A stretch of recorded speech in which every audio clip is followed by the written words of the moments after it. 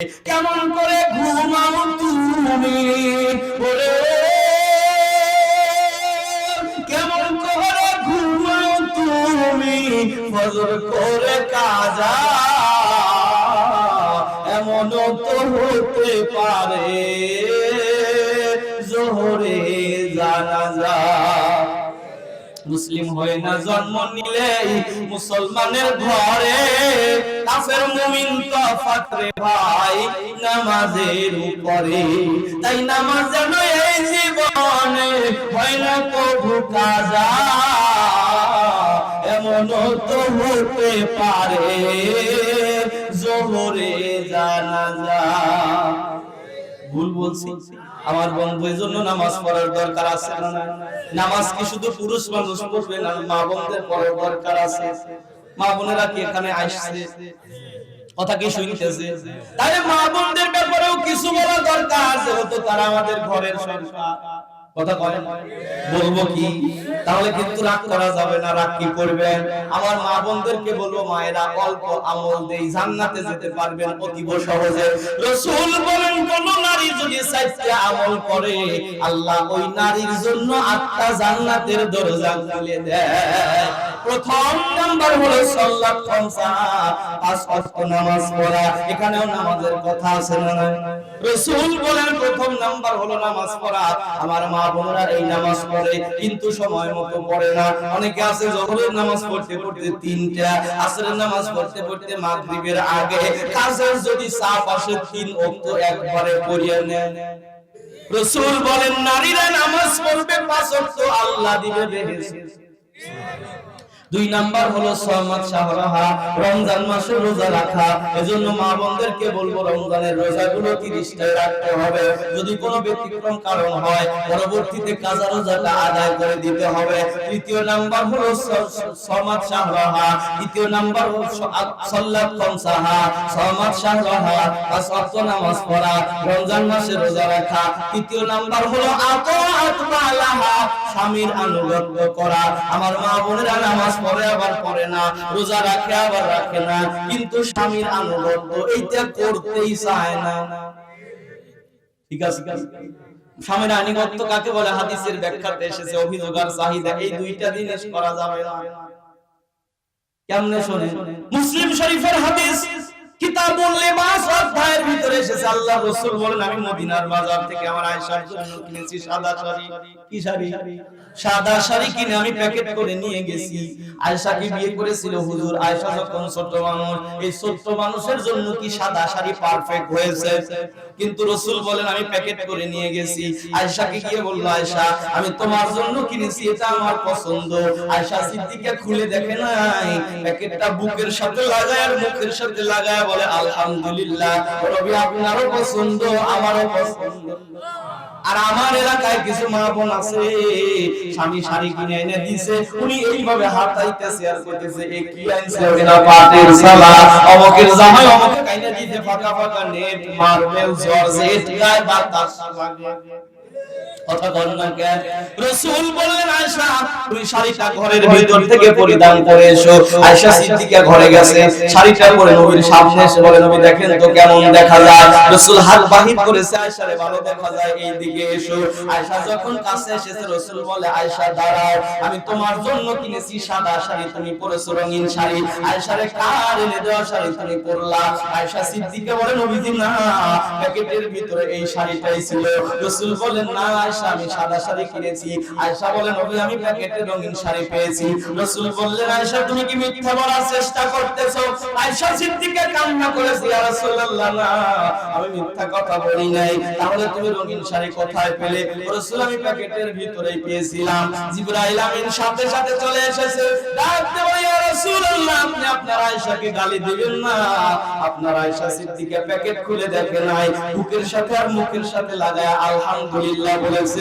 আল্লাহ ডেকে বলে জিবরাইল যাও আমার আয়েশার প্যাকেট থেকে সাদা শাড়িটা জান্নাতে রেখে জান্নাত থেকে একটা রঙিন শাড়ি আয়েশার প্যাকেটের ভিতরে ঢুকায়া দাও। ও নবীজি আপনি যখন মারা যাবেন জান্নাতের মধ্যে আপনাকে এই সাদা শাড়ি দেখানো হবে। এজন্য রাসূল বলেন স্বামী আর স্ত্রীর মধ্যে যদি মহব্বত থাকে ওই পরিবারে আল্লাহর রহমত বর্ষিত হয়। আপনার বাড়িতে কেমন বউ আছে যা এনে দিবেন তাই পছন্দ করছে, আছে কি? আছে কি? তাহলে আলহামদুলিল্লাহ, তাহলে তার বস করার দরকার হয় না। তবে এর ভিতরে আবার এমনও আছে স্বামী মাছ কিনে আনছে, ওই বললে মাছ আমার পছন্দ না, ফেরত দে, ফেরত দে। এই তো বেকায়দায় পড়ছে, জাইলের দোকানে মাছ কি ফেরত দেওয়া যায়? যদি না দেশ দুই বস থেকে কোটে কথা কয় না, বেচারা বেকায়দায় পড়ে মাছের টোপলা নিয়ে বাজারে যায়, অন্যদিকে পুকুরের ভিতরে ফালা দিয়ে সে কয় ফেরত দিছি। এরকম বেবাইকে বউ কি সমাজে নাই? মেলা এই কইলো যে আমাদের বাড়িতে ভালো ভালো এমবিতে মেলা বাবু বাড়ি যাচ্ছে মারি করে না টাকা। আমার বন্ধুরা, রাসূল বলেন স্বামীর আনুগত্য যদি নারী করে ওই নারীটা আল্লাহর জান্নাতে যাবে। কেমনে বন্ধু, কেমনে?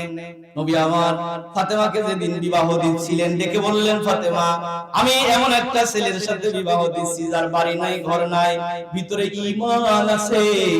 তুমি যদি সুখের দিনের সুখটা ভাগ করে নিতে পারো, দুঃখের সময় যদি তুমি তার পাশে থাকতে পারো, তুমি যখন মারা যাবে আমি নবীর পাশের জান্নাতে তুমি থাকবে। এজন্যই তো ফাতেমার ঘরে 4 দিন পর্যন্ত খাবার নাই, ছেলেদেরকে নিয়ে বাপের বাড়ি গেছে, নবীর জিহ্বা চাটা বাড়ি নিয়ে আসছে। বিকেল বেলা অপেক্ষা আছে, আলী ফিরবে, কোনো না কোনো খাবার নিয়ে ফিরবে। বিকেল বেলা আলী ফিরেছে, চেহারাটা মলিন। ফাতেমা জিজ্ঞেস করে স্বামীর মন খারাপ কেন? বলে আজকাল কিছু জোটাতে পারি নাই। ফাতেমা বলে স্বামী আপনি দাঁড়ান, দরজাটা বন্ধ করে জানালা দিয়ে আবার বলেন আপনি কেন মন খারাপ করেছেন? বলে আজকাল কিছু জোটাতে পারি নাই। ফাতেমা ডেকে বলে স্বামী আপনি কি শোনেন নাই আল্লাহর হাবিব বলেছে বিপদে যে ধৈর্য ধারণ করে তার সাথে আছে আল্লাহ, আর কোন কিছু পাওয়ার পরে যে শুকরিয়া আদায় করে তার সাথে আছে আল্লাহ। স্বামী রে, যাদের সাথে আল্লাহ থাকে তাদের চেহারা কখনো মলিন হতে পারে না। ও স্বামী তুমি হাসো, নইলে আমি দরজা খুলবো না। আমার বন্ধু, এটা হলো স্বামীর আনুগত্য করা, এটা হলো স্বামীর আনুগত্য করা।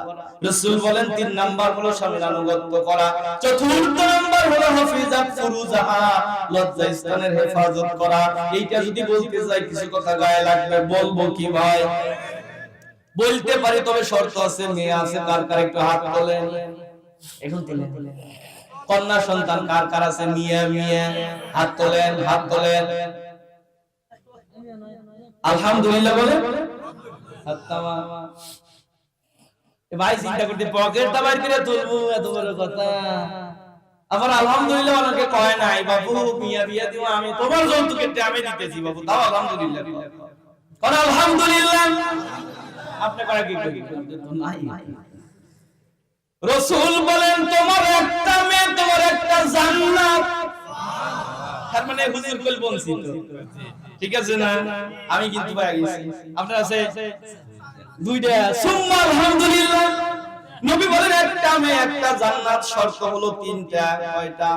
প্রথম নাম্বার, মেয়েকে ভালোবাসতে হবে কম না বেশি, ছেলে চাইতেও, ছেলে চাইতেও।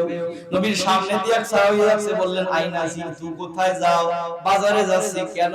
আমার ছেলের জন্য একটা জামা কিনবো। রাসূল বললেন দাঁড়াও, তোমার কি শুধু ছেলে মেয়ে কি নাই? সাহাবী মুস্কি হাসি দিয়ে বলে একটা মেয়েও আছে। রাসূল বললেন আগে মেয়ের জন্য কিনবে, তারপরে ছেলের জন্য কিনো।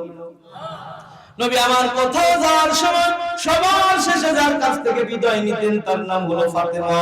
কোথাও থেকে ঘুরে আসার পরে প্রথম যার সাথে দেখা করতেন তার নাম হলো ফাতেমা। তাহলে মেয়েকে ভালোবাসতে হবে কম না বেশি? 2 নাম্বার হলো মেয়েকে দ্বীন শিক্ষা দিতে হবে। দ্বীন শিক্ষা কাকে বলে? এটা হলো ধর্মীয় শিক্ষা, এটা হলো কোরআনের শিক্ষা। আপনার মেয়ে যখন শিখবে আব্বা আব্বা, আপনি শিখাবেন আল্লাহ আল্লাহ। আপনার মেয়েটাকে প্রথমে মাহফিজিয়া মাদ্রাসাতে দেন, আপনার মেয়েটাকে প্রথমে মহিলা মাদ্রাসাতে দেন। বিশুদ্ধ তেলাওয়াত শিক্ষা অর্জনের জন্য হাফিজিয়া মাদ্রাসার বিকল্প নাই, বিশুদ্ধ তেলাওয়াত শিক্ষা অর্জনের জন্য কওমি মাদ্রাসার বিকল্প নাই। সুন্নাত লিবাসদারি সন্তান জন্ম দিয়ে সুন্নাত লিবাসদারি সন্তান পাওয়ার জন্য কওমি মাদ্রাসার বিকল্প কোনো মাদ্রাসা নাই। সন্তানটাকে আগে মাদ্রাসাতে দাও,